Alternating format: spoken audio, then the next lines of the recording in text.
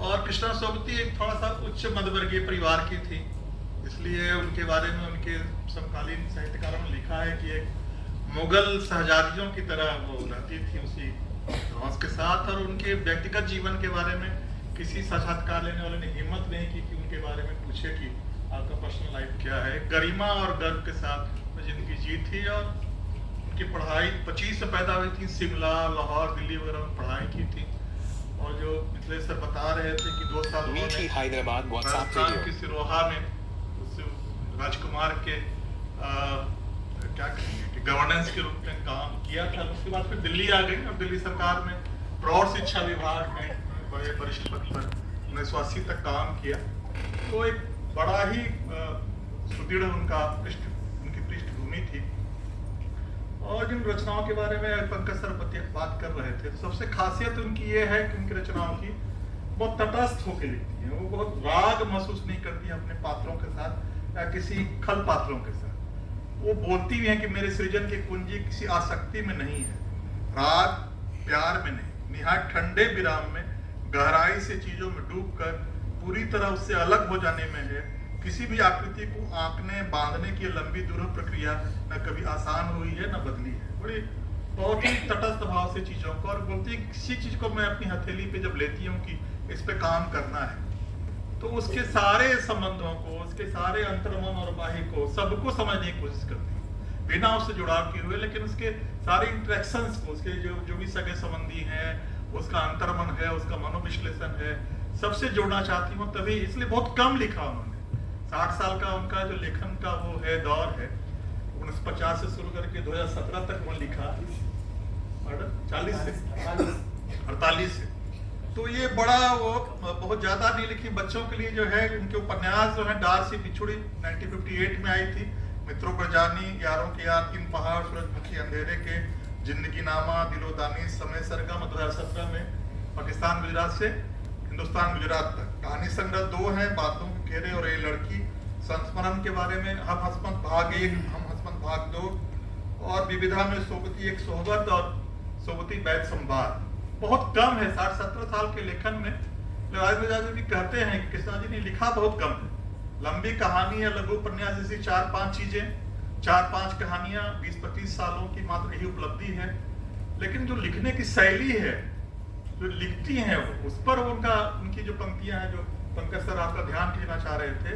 लेकिन मोती चुनना, पक्षीकारी या जरदोजी की महीन नफीस कारीगरी, सबको कोई भी ऐसा नाम दिया जा सके तो हिंदी में वो सिर्फ कृष्णा जी ने किया। एकक शब्द, वाक्य, कॉमा, फुल स्टॉप जैसे हफ्तों के परिश्रम से आया है। वे भयानक परफेक्शनिस्ट हैं, अपनी कलम से कभी भी उस चीज को बाहर नहीं आने देंगी जिसकी सारी नोक पलके उन्होंने दुरुस्त न कर ली। आप मुझे बोलना है मित्रों मरजानी पे, तो मित्रों मरजानी में कोई बड़ा पैराग्राफ नहीं, 2 पंक्ति 4 पंक्ति, एको पंक्ति के बाद पंक्तियां बदल देती।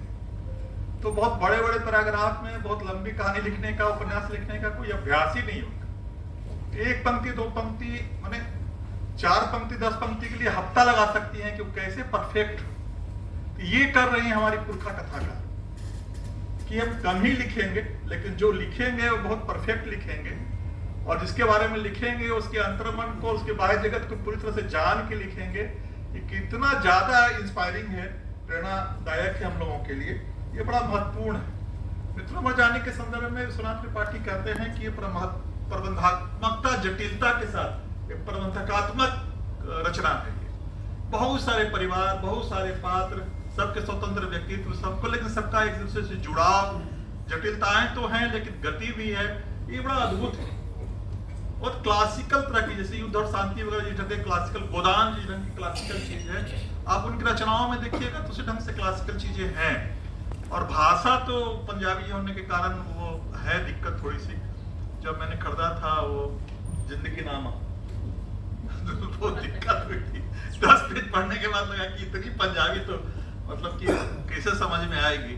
जिस आंचलिकता की शुरुआत हम रेणु से मानते हैं, उस आंचलिकता का एक चरम रूप हमको उनके यहाँ कृष्णा सोबती के हमें दिखाई पड़ता है कि इतना पंजाबी और इतनी उर्दू, इतनी नफीस सारी चीजें वहाँ हैं कि आप अगर हिंदी प्रदेश के हैं तो दिक्कत होती है, समझ में थोड़ी सी दिक्कत होती है।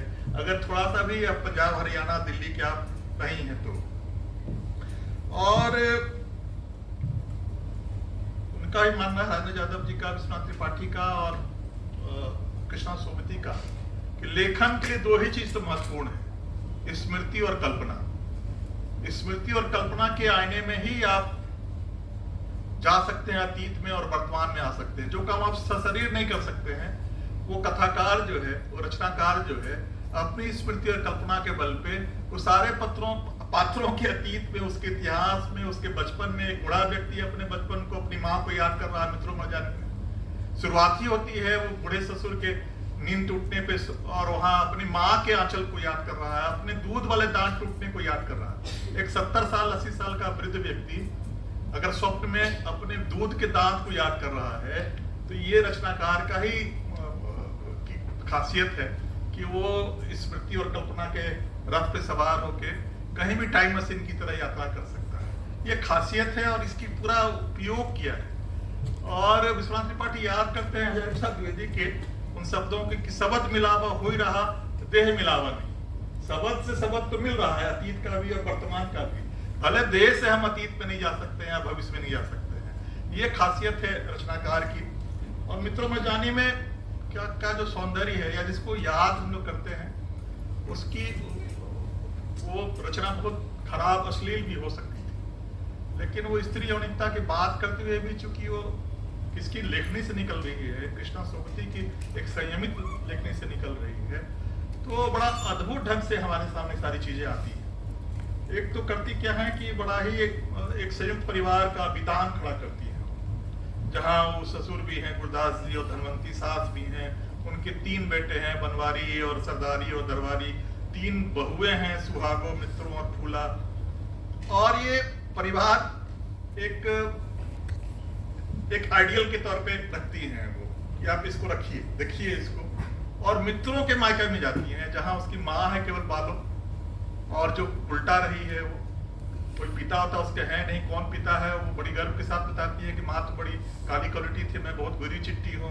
यही बेलौस जीवन है मित्रों का, जो ध्यान खींचता है कि कहीं भी वो पाखंड में या हिपोक्रेसी में छुपाने में नहीं जाती है, चाहे उसकी देह की कामना हो या अपना बैकग्राउंड हो। बताती है कोई जागीरदार साहब थे बहुत सुंदर, उन्हीं से कहा जाता है कि मेरी पैदाइश हुई है, तो अपने उस पैदाइश पे भी, लेकिन मैका जहाँ वहाँ एकदम एकांत है, अकेलापन है, और अतीत की केवल छाइयाँ हैं और एक सुनापन है। और मायके में जो इस संयुक्त परिवार है, ज्वाइंट फैमिली है, दोनों की टकराहट, दोनों के संस्कारों की टकराहट। हालांकि जो छोटी बहू है फूला, उसका मायका भी आता है, उसके 5 भाई लोग भी आते हैं, उसका मायका बड़ा संपन्न है, व्यापारी लोग का है। और फूला जो है उसी नखरे में रहती है, अपने गहने और गहनों के साथ उसका जो लगाव है, उसे कारण से जो संयुक्त परिवार का जो स्वाभाविक है कि प्यार भी होता है और अंतर्द्वंद भी रहता है, वो बड़ा स्वाभाविक ढंग से वहां आता है। और वहां खल पात्रा के तौर पे वो फूला आती है, जिसको अपने संपन्नता, मैके की संपन्नता और अपने सोने चांदी के गहनों को बड़ा गर्व है, उसके कारण से सबको उपेक्षा और झगड़ा लगाती, चाहती है कि उसका पति जो है उससे परिवार से अलग हो जाए। तो ये एक रूप भी वहां परिवार का आता है। तो फूला और मित्रा के मैके की भिन्नता, और मित्रों के मैके और इस ससुराल का जो एकदम श्वेत और श्याम तस्वीर है, ये जो चूंकि पूरा जो इनका ससुराल है, एक जो मध्यवर्गीय नैतिकता के साथ जो परंपरा में जो है कि बहुओं को कैसे रहना है, कैसे लिहाज करना है जेठ का और ससुर का, और जो धर्म भीरुता है वगैरह वगैरह, सारी चीजें जो एक नैतिक मानदंड की उस समय हुआ करती थी जब लिखा गया है, वो सारा कुछ है। दूसरी ओर मैका जहाँ सब कुछ असामाजिक और अनैतिक ही था। इन दोनों परिवारों के और संस्कारों के बीच का जो टक्कर है, उसी टक्कर में मित्रों मजानी की पूरी कहानी 90 पेज की छपी थी, कहानी के तौर पे, लघु उपन्यास के तौर पे, फिर उपन्यास के तौर पे भी हमारे सामने आती है। तो ये जो इसी टकराहट से, दोनों संस्कारों की टकराहट से पूरी रचना जो है गतिमान होती है, और ये पूरा उपन्यास या कहानी आपको पढ़ा ले जाती है 90 पेज तक।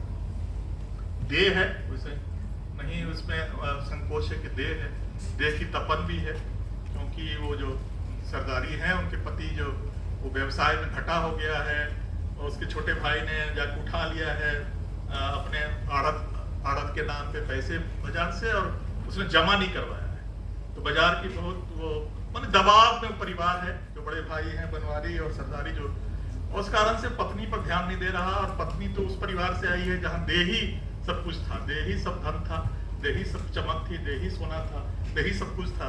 तो वो बड़ा महत्व, उसको बड़ा खुले तौर पे बोलती भी है। दिक्कत इस रचना के साथ खासियत ये है कि कोई चीज यहाँ पहली बार हिंदी कहानी में स्त्री जो है अपने देह के बारे में बात कर रही है, अपने देह की कामनाओं के बारे में बात कर रही है। ये पहले हुआ ही नहीं था।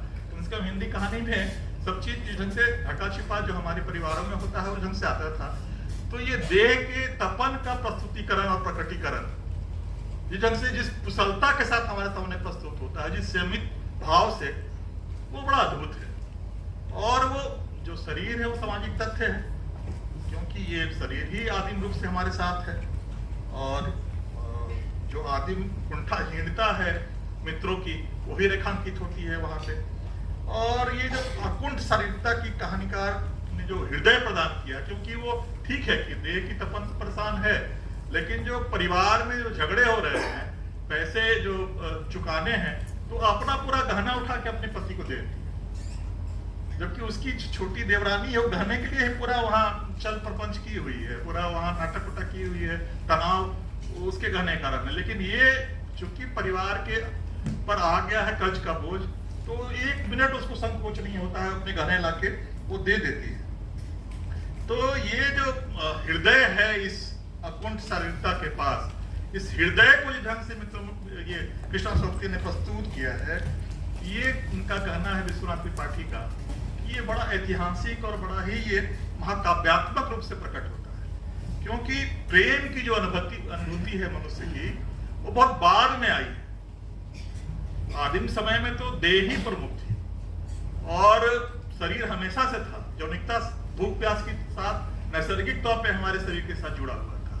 प्रेम जो अनन्य प्रेम है, जब मैं था तब गुरु नहीं, अब गुरु है हम ना, प्रेम गली थी साकरी ता में दो न समाए, दो के न समाने वाली जो गली की अवधारणा प्रेम की आती है, वो शरीर के बहुत बाद आती है, यौनिकता के बहुत बाद। जब संस्कृति हमारी विकसित होती है, सभ्यता अपने कई मुकामों से, कई मोड़ों से होते हुए पहुंचती है वहां, तब प्रेम की और अनन्यता की अवधारणा आती है कि एक ही के साथ।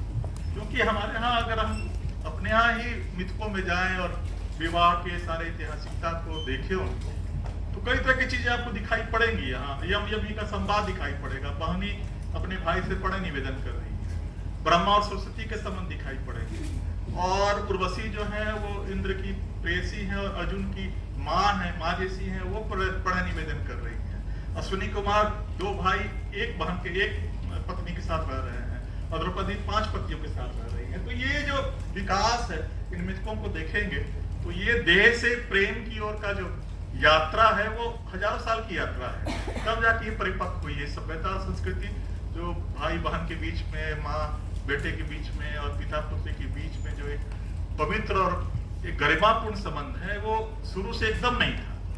तो ये जो प्रेम की अनन्यता स्थापित हुई है, इस कहानी में, इस उपन्यास में कैसे पहुंचती है, वहां तक कृष्णाशोक्ति कैसे पहुंचाती है, ये बड़ा महत्वपूर्ण है। यही वो सारी ऐतिहासिकता को देह के कामनाओं से गुजरती हुई उस प्रेम तक पहुंचती हैं, जो प्रेम उसके मन में उपजता है, जो वो लेके जाती है ससुराल अपने मैके अपने पति को, और वहां उसकी माँ की इच्छा है कि उसका जो पुराना प्रेमी है जो उसके पास वो जाए। तो ये वहां उसको शराब पिला के वो बेहोश कर दे, और वो डिप्टी बब्बर के पास जो उसका माँ का प्रेमी रहा था, तो उसके मन में लगता है कि तो हमारा सच्चा सुच्चा सीधा साधा पति हमारा, और कहाँ हमारा माँ का प्रेमी, उसके यहाँ माँ मुझे भेजना चाहती है। तो उसके मन में वहां आकर प्रेम उपजना शुरू होता है। ये बड़ा अद्भुत है, कृष्णाशोक्ति ही कर सकती थी इसको। और जब वो लगता है उसकी माँ ये इच्छा व्यक्त कर रही है कि वो यहीं रह जाए और उसका जो धंधा था उसको आगे बढ़ाए, तब वो जो लिखती हैं कि मित्रों को अपनी माँ के काले चेहरे पर 2 चील जैसी आंखें दिखी, चील जैसी आंखें और काला चेहरा, और शमशान की लगा कि मरघट में वो पहुंची हुई, मरघट की अनुभूति उसको घर में होने लगती है। और जब जो चीख मारकर कहती है कि तू सिद्ध भैरव की चेली, अपनी खाली कढ़ाई में मेरी और मेरे खसम की मछली तलेगी, सोना होगी। तो ये जो एहसास अपने पति के प्रति जो अभी तक नहीं था, केवल देह ही उस पर हावी थी, तो मैके में आके और उसके अपनी माँ के बिहेवियर को और माँ का जो पूरा वर्तमान है जहाँ कुछ नहीं है सन्नाटा और छाइयों और झुर्रियों के सिवा, कालिक और कालिमा के सिवा कुछ बचा ही नहीं उसके वर्तमान में। तो उसका अतीत भले ही बहुत रंग से भरा हुआ रहा हो, सैकड़ों प्रेमी रहे हों उसके, लेकिन आज जो वर्तमान में पहुंची है वो वर्तमान की उपस्थिति अपनी माँ की, और माँ उससे जो चाह रही है कि अपने पति को, तब उसके पति के प्रति प्रेम। तो ये जो पूरा ऐतिहासिक यात्रा है विवाह के, एक पति तो और एक पत्नी वाला विवाह की जो यात्रा है, ये इतिहास में जो घटित हुआ है, एक पात्र के माध्यम से एक रचना में संभव करना, ये कृष्णा सोक्ति करती हैं, ये बड़ी महत्वपूर्ण है। इस कारण से हम उन्हें याद कर रहे हैं। इन्हीं शब्दों के साथ में